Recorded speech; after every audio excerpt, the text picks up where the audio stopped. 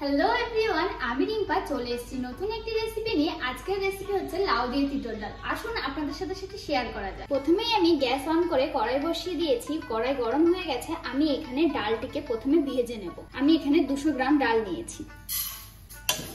এটা হালকা করে আমি একটু ভেজে নেব। ডালটিকে আমার ভালো করে ভাজা হয়ে গেছে। এবার আমি ডালটিকে নামিয়ে নেব। আমি ভাজা ডালটিকে ভালো করে ধুয়ে নিয়েছি। এরপরে আমি ডালটিকে সিদ্ধ বসিয়ে দেবো। ডালটা আমার সম্পূর্ণভাবে সিদ্ধ হয়ে গেছে। এবার আমি কেটে রাখা লাউটিকে দিয়ে দেব। এরপরে আমি দিয়ে দেবো আদা আর জিরে বাটা, সাথে এবার দিয়ে দেবো একটু হলুদ। আমি হলুদটাকে জলে গুলিয়ে দিয়েছি।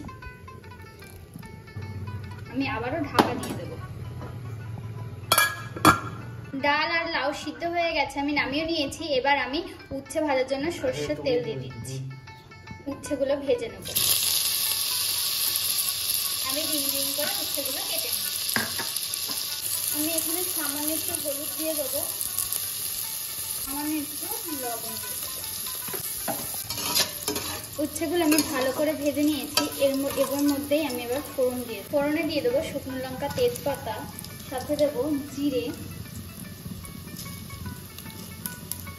সাথে দেবো রাঁধুনি।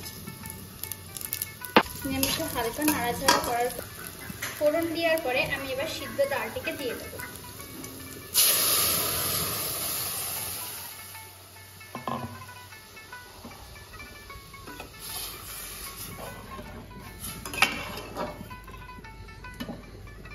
ফোড়ন দেওয়ার পরে ডালটি ফুটে গেছে। এরপরে আমি এখানে স্বাদ মতন লবণ দিয়ে দেবো আর সামান্য একটু চিনি দিয়ে দেবো।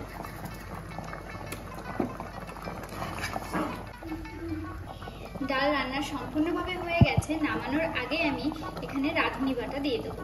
আমি এখানে 1 চামচ রাঁধুনি বাটা দিয়ে দেবো। হালকা করে নাড়াচাড়া করে নামিয়ে নিলেই হয়ে গেল লাউ দিয়ে তিঁতর ডাল। ডালটি সম্পূর্ণ হয়ে যাওয়ার পর আমি নামিয়ে নিয়েছি। আর এইভাবে একবার বাড়িতে বানিয়ে দেখবেন, দুর্দান্ত লাগে।